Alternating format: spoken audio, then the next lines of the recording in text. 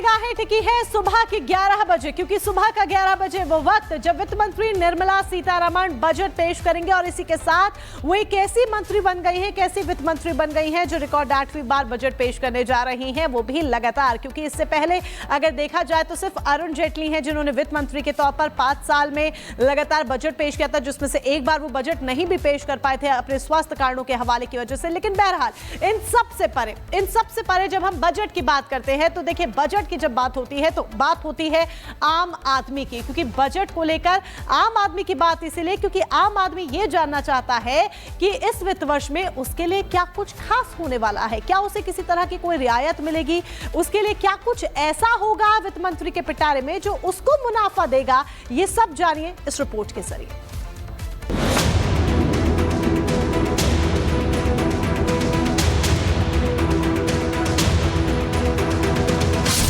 1 फरवरी 2025 यानी आज देश के वित्त मंत्री निर्मला सीतारमण बजट पेश करने जा रही हैं। निर्मला सीतारमण इस बार लगातार 8वां बजट पेश करने वाली हैं। इस आम बजट पर देश भर की निगाहें टिकी हैं।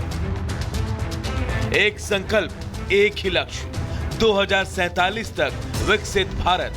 जी हां, देश की मोदी सरकार का पूरा फोकस विकसित भारत के संकल्प और लक्ष्य को पूरा करना है। और मोदी सरकार के तीसरे कार्यकाल का ये पहला पूर्ण बजट कई मायनों में अहम रहने वाला है और इसकी झलक भी प्रधानमंत्री नरेंद्र मोदी ने बजट सत्र के पहले दिन ही दिखा दी है। विकसित भारत का जो संकल्प देश ने लिया है,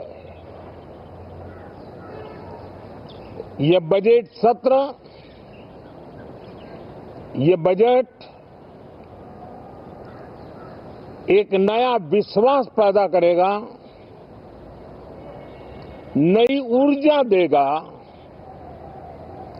कि देश जब आजादी के 100 साल मनाएगा तब विकसित होके रहेगा। 140 करोड़ देशवासी अपने सामूहिक प्रयास से इस संकल्प को परिपूर्ण करेंगे। सुबह 11 बजे संसद पटल पर देश का बजट रखा जाएगा। जानकारी के मुताबिक सुबह 8:40 के आसपास वित्त मंत्री निर्मला सीतारमण अपने आवास से निकलकर वित्त मंत्रालय पहुंचेंगी। वित्त मंत्री 9 बजे के करीब अपनी बजट टीम के साथ वित्त मंत्रालय के बाहर फोटो सेशन कराएंगी।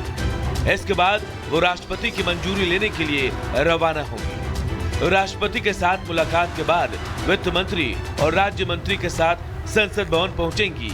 यहां फिर से बजट के साथ सभी नेताओं का फोटो सेशन होगा। इसके बाद वो कैबिनेट की बैठक में शामिल होकर बजट की मंजूरी लेंगी। इसके बाद फिर से वो लोकसभा में सुबह 11 बजे बजट पेश करेंगे। इस बार के बजट से सैलरीड क्लास से लेकर आम आदमी तक को काफी उम्मीदें हैं। महंगाई से राहत देने और जीडीपी ग्रोथ के लिए सरकार की तरफ से कोई बड़ा कदम उठाया जा सकता है। पीएम मोदी के गरीब और मिडिल क्लास के उत्थान के लिए धन की देवी का आह्वान करने के बाद आयकर में राहत मिलने की उम्मीदें बढ़ गई है। मैं मां लक्ष्मी से प्रार्थना करता हूं कि देश के हर गरीब एवं मध्यम वर्ग समुदाय पर मां लक्ष्मी की विशेष कृपा रहे। बजट 2025 कई मायनों में ऐतिहासिक रहेगा। यह न केवल वित्तीय योजनाओं और नीतियों के लिए महत्वपूर्ण होगा, बल्कि भारत के बजट इतिहास में भी इसे लंबे समय तक याद रखा जाएगा।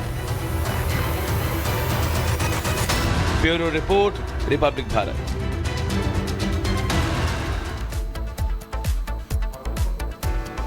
तो इस बजट को उम्मीदों का बजट कहा जा रहा है जो वित्त मंत्री निर्मला सीतारमण आज पेश करेंगे, क्योंकि इससे उम्मीद लगाई बैठी है देश की आम जनता, देश की वो मैंगो पीपल, देश का वो कॉमन पीपल जो निगाहें लगाता है सरकार से, उम्मीदें लगाता है सरकार से किसके लिए क्या खास होगा। इतिहास भी वित्त मंत्री रचेंगे। 1 फरवरी को लगातार 8वां बजट पेश करेंगी वित्त मंत्री निर्मला सीतारमण।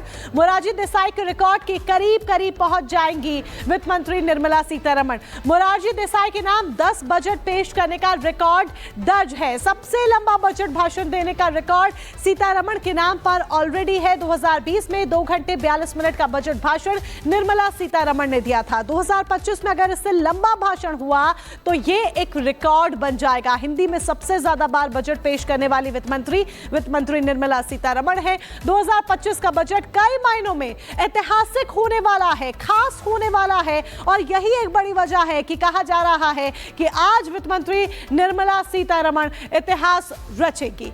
अब ये भी आपको बता दें, हमारे साथ हमारे खास सहयोगी जुड़ चुके हैं। सहयोगियों का रुख कर लेते हैं। गणेश हमारे साथ जुड़ चुके हैं और इसके साथ ही विजय चौक से बीजेपी मुख्यालय से गणेश जुड़े हैं। उधर शिखा हमारे साथ जुड़ चुकी हैं विजय चौक से। पहले शिखा का रुख कर लेते हैं। शिखा, देखिए बहुत खास आज का दिन, क्योंकि आम जनता उम्मीदें लगाए बैठी है और जहां पर आप मौजूद हैं वहीं से देश के नाम वो जो बजट है वो जाने वाला है।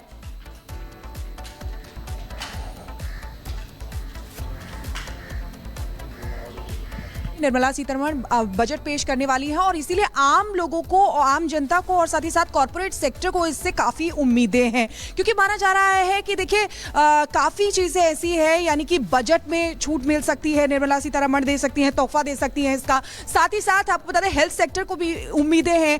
पीएम किसान सम्मान निधि योजना जो है माना जा रहा है, अनुमान लगाया जा रहा है कि उसमें भी बढ़ सकते हैं, और तो इस तरीके से काफ़ी चीज़ें। लेकिन सबसे बड़ी बात, कल आर्थिक सर्वेक्षण को अगर देखा जाए तो उसमें ये सीधे रखा गया है कि एक संकल्प एक लक्ष्य 2047 तक विकसित भारत, यानी कि आप सोचिए 2047 तक विकसित भारत इसको कैसे बनाया जाएगा, उसका जिक्र इसमें किया गया था। साथ ही साथ आपको बता दें फ्यूचर के लिए कृषि क्षेत्र को बहुत इंपॉर्टेंट बताया गया था। अब 2047 तक विकसित भारत कैसे रहा जाएगा, इसको इसमें मेन पॉइंट्स आपको बता देते हैं कि देखिए मोदी सरकार जो विजन है उसको भी बताया गया आर्थिक सर्वेक्षण में। आर्थिक सर्वेक्षण जो पेश किया गया शिखा, तो विजन रखा गया कि किस तरीके से 2047 में कहा गया था विकसित भारत बनाने। गणेश भी हमारे साथ बने हुए हैं। गणेश का यहाँ पर कर लेते हैं। गणेश, विजन रखा गया 2047 तक कैसे विकसित भारत बनना है और विकास की दिशा में लगातार हम आगे बढ़ भी रहे हैं, तो ऐसे में इस बजट में क्या ऐसा खास होगा जो इस दिशा को और रफ्तार देगा? देखिए, सभी को 11 बजे का इंतजार है और 11 बजे का इंतजार इसलिए कि जो बजट होगा उस बजट में आम जनता, आम लोगों के लिए और देश के तमाम लोगों के लिए उस बजट के पिटारे में क्या कुछ होगा। सबसे बड़ी अगर मैं बात करूं तो कृषि क्षेत्र को लेकर किसानों को इस बजट से बहुत आस है। पिछली बार भी हमने देखा था जब बजट पेश किया गया था तो किसानों को उम्मीद थी कि किसान सम्मान निधि जो वर्ष में 6,000 रुपये किसानों को सम्मान निधि के तौर पर मिलती है, अब किसान आस लगाए बैठे हैं कि क्या वो राशि इस बार बढ़ती है या नहीं, क्या कुछ होता है वो देखने वाला वक्त बता देगा जब 11 बजे घड़ी की सुई में उसके बाद। और हेल्थ सेक्टर में उम्मीद है कि हेल्थ सेक्टर में कुछ बदलाव देखने को मिलेगा। साथ ही जिस तरीके से हम देख रहे हैं कि शिक्षा के क्षेत्र में, क्योंकि देखिए भारत को अगर विकसित भारत बनना है तो शिक्षा के क्षेत्र में अपना योगदान उसको बजट के अंदर बढ़ाना होगा। साथ ही हम देख रहे हैं कि डिफेंस को लेकर लगातार सरकार किस तरीके से आत्मनिर्भर भारत की बात करती है, तो डिफेंस को लेकर सरकार की ओर से किस तरीके से कदम बढ़ाया जाएगा, बजट में क्या प्रावधान होगा, तो वो देखने वाली बात होगी। सेक्टर पर यानी कि हर एक सेक्टर पर फोकस रहने वाला है ताकि विकसित भारत बनने की दिशा में एक कदम और आगे बढ़ाया जा सके और इस बार का बजट और भी ज्यादा खास हो। पुनीता हमारे सहयोगी जुड़ चुकी हैं वित्त मंत्री निर्मला सीतारमण के आवास के बाहर से। पुनीता, कैसी हलचल आप वहां पर देख पा रही हैं? कितने बजे हम वो तस्वीरें भी देखेंगे जब अपने आवास से वित्त मंत्री निकलेंगी, सदन की ओर रुख करेंगे और फिर 11 बजे का वो वक्त जब बजट पेश होगा?